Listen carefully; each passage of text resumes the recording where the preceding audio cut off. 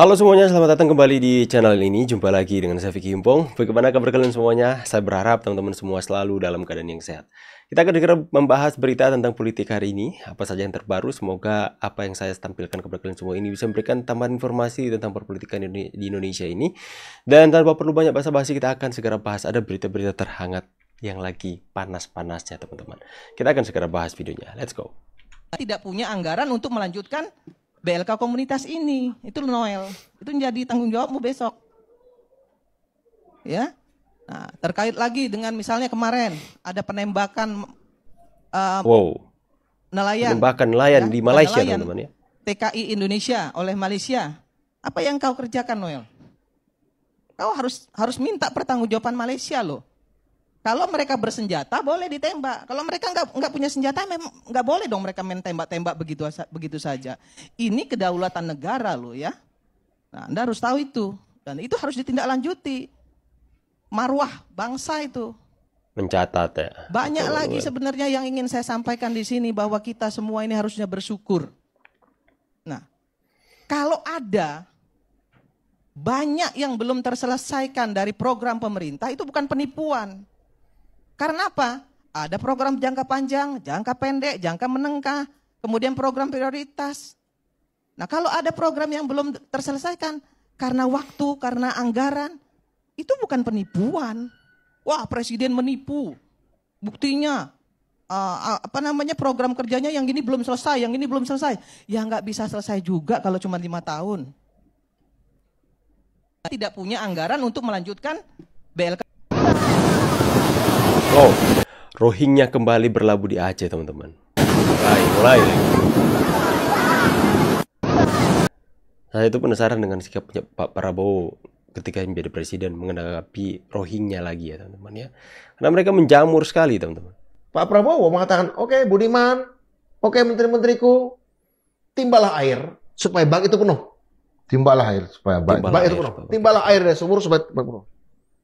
Aku urus juga orang yang selama ini membuat itu nggak penuh. Yaitu apa? Yang bocorin di sebelah-sebelah sana. Kita orang nimba sebaik mungkin tidak akan pernah penuh karena selalu ada yang bocorin. Nah, itu dipentungi juga kira-kira gitu lah. Ajar. Itu saya optimis. Karena kalau ini tidak dilakukan, ya kita nimba. Ya itu nggak ditindak, ya tidak akan pernah penuh. Itu nggak ada alasan optimis. Saya alasan optimis karena perintah untuk kami menimba air dan memenuhi bak itu dengan air itu sama kerasa dengan perintah pada APH, aparat penegak hukum, agar yang bocorin itu ditindak. Ya, sejauh ini persepsi dan serangan termasuk ke saya juga ya, bukan hanya ke Bro Budiman nih, bahwa kita mendukung Pak Prabowo dulunya begini, apa kita masih tetap berharap bahwa ada konsistensi dari Pak Prabowo, terutama bagi Budiman yang ada di dalam. Konsistensi dalam maksud apa? Dalam persoalan-persoalan itu tadi, bahwa seorang Prabowo adalah orang yang sangat memperhatikan masalah kemanusiaan, orang-orang miskin, anti korupsi dan segala macam. Karena kan masih ada kelompok di luar ini. Kawan-kawan kita. Itu kan selalu ada. Saya pikir kita tidak perlu mempermasalahkan eksistensi mereka. Mereka ada bagian dari demokrasi. Ya. Saya kira nggak ada masalah kritik-kritik itu, tapi jika mau dijawab apakah pilihan kita, pilihan saya lah sebenarnya, itu adalah tepat. Saya nggak mengatakan tepat atau nggak tepat. Saya nggak mengatakan ini relevan. Ini pilihannya relevan. Itu yang saya tanya. Pertanyaannya sebetulnya itu tadi. Ya, ini pilihannya relevan. Ya. Ini sangat relevan. Tepat waktu, tepat ruang, dan tepat materi. Ruangnya tepat, waktunya juga tepat. Ya, ketika selain kita harus mengatasi kemiskinan yang disebabkan oleh faktor-faktor lama, juga kita menghadapi kemungkinan lahirnya kemiskinan baru yang dilahirkan oleh faktor-faktor baru.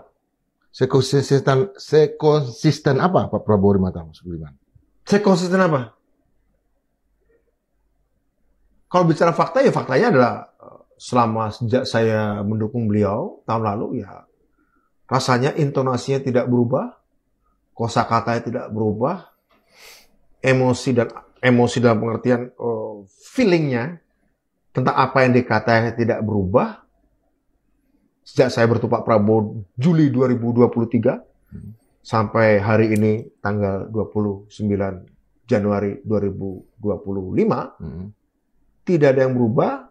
Dan ketika saya ikut pertama kali rapat kabinet paripurna, maupun juga ketika pembekalan di Magelang, saya melihat ketika beliau memimpin rapat, saya belum pernah jadi menteri, jadi kurang tahu, gak bisa bandingkan dengan siapapun. Serasa-rasanya beliau selalu meletakkan persoalan itu di dalam kerangka berpikir strategis. Oke teman-teman ya, saya pikir ya harus tindak tegas juga siapa yang membocorkan apa yang dimaksud. Ya tadi dibahas soal kritik teman-teman ya, kritik nggak apa-apa, tapi saya pikir aparat harus bertindak tegas. Mereka yang mencaci maki seperti di zaman Pak Jokowi dengan mengatakan itu kritik, itu ditindak tegas. Jokowi lagi orang Korengan aja Jokowi yang salah itu ya. Saya heran gitu loh. Ya orang Panuan, orang Korengan, Jokowi yang salah. Nah, saya mau kasih tahu gini, Pak Faisal. Rompanuan Jokowi yang salah. Sama Haris. Jokowi itu hebat. Bagi saya dia presiden yang sangat hebat. Kenapa? Kalian? Presiden sipil, orang sipil bisa jadi presiden Republik Indonesia 2 periode. Itu luar biasa, belum ada di Indonesia. Selama ini yang kuat itu kan selalu munafik. TNI. Presiden yang kuat ya, mulai Soeharto, SBY, itu TNI. Nggak ada gejolak. Wajar TNI di belakangnya.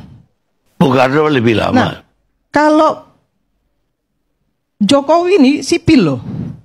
Kalau Bung Karno itu pengecualian, itu Indonesia baru merdeka.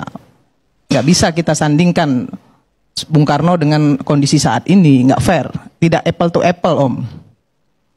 Nah, saya mau bilang gini, ini sebenarnya hebatnya Jokowi adalah hebatnya PDIP. 2 periode harus diakui. Sipil mampu menguasai negara ini 2 periode itu luar biasa. Ya.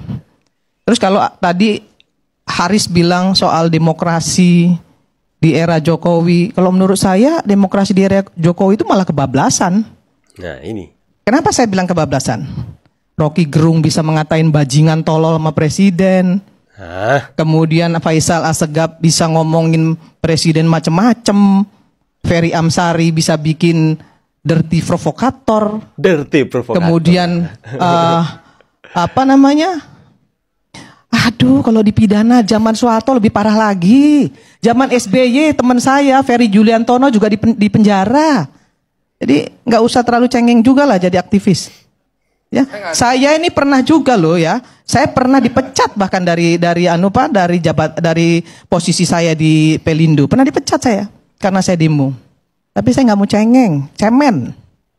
Itu yang kedua. Tar dulu, sabar. Lu ngomong aja gue perhatiin, gue diem, ya kan? Gue dalemin, gitu, Fer. Nah, saya agak-agak risih sebenarnya ya. Kalau bicara soal Jokowi itu seolah-olah Jokowi itu virus yang harus dihabisin gitu. Iya. Saya heran gitu ya. Harus diingat juga bahwa Prabowo menang tuh karena dia belajar dari Jokowi.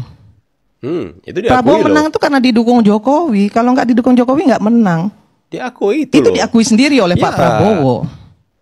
Tapi bukan berarti kemudian Pak Prabowo itu jadi bonekanya Pak Jokowi. Jangan dihina lah Pak Prabowo.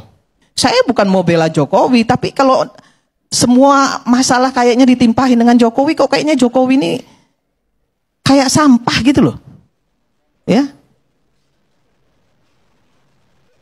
Yang bilang sampah tapi siapa tadi? Oh gitu. Oh berarti Anda sampah dong ya? Kalau saya mengatakan Jokowi sampah, jangan tersinggung. Itu bahasa yang umum di media sosial. Kenapa sampah? Karena terlihat dalam pembentukan kabinet ini, ambisi Jokowi dan loyalisnya terus mempertahankan modus. Anda yang sampah, Faisal Assegaf. Apa yang sudah Anda lakukan untuk Indonesia? Selain memprovokasi, mencaci maki, itu Anda definisi sampah yang sejati. Anda definisi sampah yang sejati. Ngapain Anda katakan Pak Jokowi sampah? Ya, Anda yang sampah. Pak Jokowi sudah melakukan banyak untuk Indonesia. Anda lakukan apa selain hanya memprovokasi? Anda the real sampah di Indonesia. Modus politik yang disebut melanjutkan. Sebentar Bu Irma, jangan emosi. Tenang. Ini aja. Mencoba membangun satu narasi daur ulang selama pasca pelantikan, sebelum pelantikan ya, pasca kemenangan Pak Prabowo, bahwa ada soliditas, keakraban, kalah masih semangat yang kuat antara hubungan Pak Prabowo dengan Jokowi. Sementara akal sehat publik dalam perbincangan di seluruh kanal media sosial melihat memang ada sampah di kabinet Prabowo. itu loh, makanya bikin malas nonton YLC teman-teman ya, karena narasumbernya itu kalau nggak Faisal Assegaf, Refli Harun tuh. Emang karena ini dari anak abah itu. Kalau nggak Faisal Assegaf, itu Refli Harun tuh orang kegerung. Aduh, capek deh. Makanya kalau nggak juga saya tidur. Saya ingin berdiskusi mengenai hal-hal yang Teman-teman, saya juga pernah menyampaikan hal itu. Upaya untuk menghancurkan citra Pak Jokowi dan keluarganya terus dilakukan oleh mereka yang secara kita lihat itu benar-benar sudah terkoordinir secara masif, teman-teman. Operasinya benar-benar masif seperti yang dikatakan oleh Abang tadi. Karena mereka melihat bahwa potensi Gibran untuk mendapatkan suara dari masyarakat sangat banyak gitu, teman-teman. Mereka tahu bahwa ini pengaruh Pak Jokowi dahsyat sekali. Bahkan sampai rumahnya dijadikan destinasi wisata karena kecintaan kepada masyarakat kepada Pak Jokowi itu luar biasa, teman-teman. Makanya mereka berusaha untuk menghancurkan citra Pak Jokowi dengan berbagai macam fitnah keji yang dilakukan. Tapi saya percaya masyarakat sudah pintar. Masyarakat Indonesia sudah benar-benar bisa menyaring atau melakukan filter agar supaya tidak mudah dibodohi atau digiring opini masyarakat dengan pembodohan berita-berita hoax yang mereka sebarkan tentang Pak Jokowi. Nah, semoga video-video yang saya tampilkan ini bisa memberikan tambahan edukasi kepada kalian semua. Silakan berikan tanggapan di kolom komentar. Saya pamit dulu, see you on the next video and God bless. Bye guys.